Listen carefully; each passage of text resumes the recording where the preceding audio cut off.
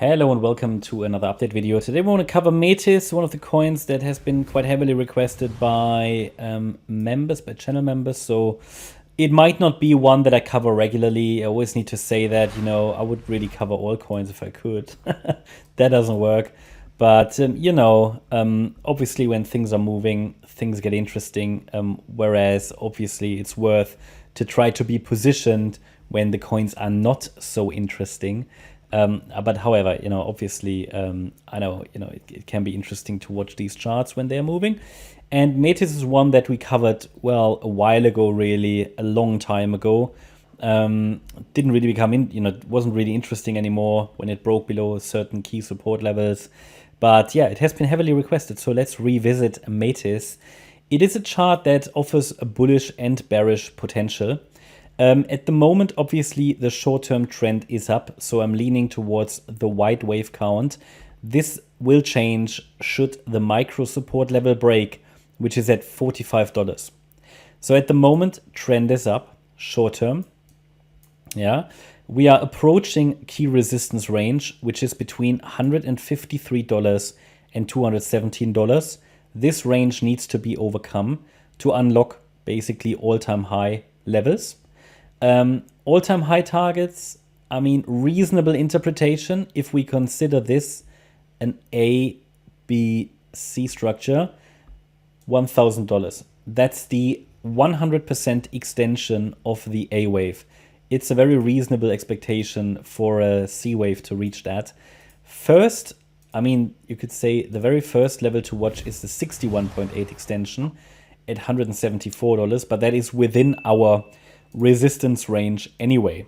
Okay, so be aware of that. The microstructure isn't terribly clear, but I think we had a leading diagonal to the upside in a wave 1 of the September lows, and then a very, very shallow wave 2.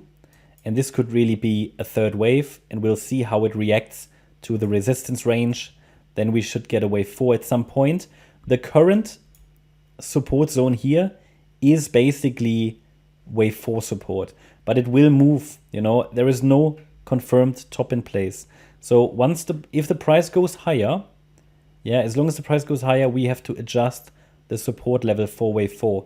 Once the wave 3 has formed the top, it will be fixed for wave 4 support. At the moment, the support is at $45. What does that mean? It means this is micro support. If wave 3 finishes at now, which would be a little bit, well, no, it wouldn't be earlier than expected. It can really finish at any point, but there is no microstructure we can use. So we need a little bit of a deeper pullback to confirm wave 3 has finished.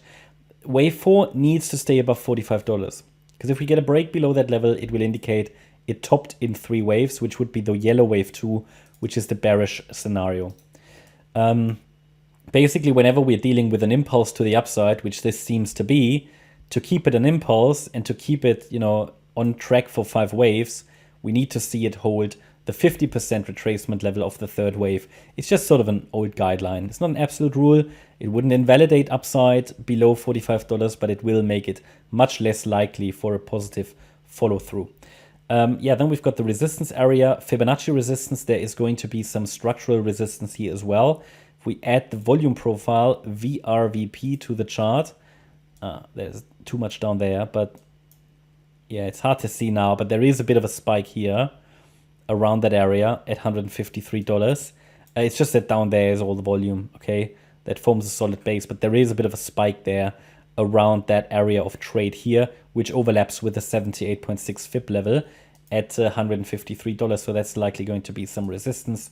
And yeah, if the yellow count plays out, I would need to see a break below $45 now to confirm it, and it would be a lifetime downtrend then, But at the moment, because the trend is up and it did hold long-term support actually here, the long-term 78.6 retrace level did hold, at least if I measure it from down there. And that's normally what I wanted to hold, right? So even if I measure it from here, the 78.6 retrace did hold at $10. And that's a key level for a bullish follow through, which is why I'm leaning towards the white count. Okay, now that it shows decent potential for follow through higher. But yeah, there are some obstacles to overcome, and it's not a chart I would, trade on the micro. I sometimes get it, I show a chart, and then people next day, they say, okay, is it this, is it that? Stay on the higher time frame for this one. Also, the, reward to risk ratio for upside is still positive for long term. But obviously it's rallied a lot, and it can be dangerous to chase green candles. But I wouldn't trade this short term, right? Because then it's way overextended, and we're just before getting to resistance. But from a long term point of view, still offers decent reward to risk ratio. But I would set a stop below $45. Again, it's not the best setup. There are better ones like LDO we had a few days ago. Where you get proper parameters, and we're in a deep pullback as a pullback trader. Now, you might trade that as a momentum trader. That's a completely different approach. You have a completely different risk profile. I can really only share with you the analysis and the key levels and the outlook, both bullish and bearish, and tell you what I'm leaning towards. That's my update about Metis. Hope you liked the update. If you did, please hit the like button, leave a comment, and subscribe. And if you really like the content, then please check out the channel membership.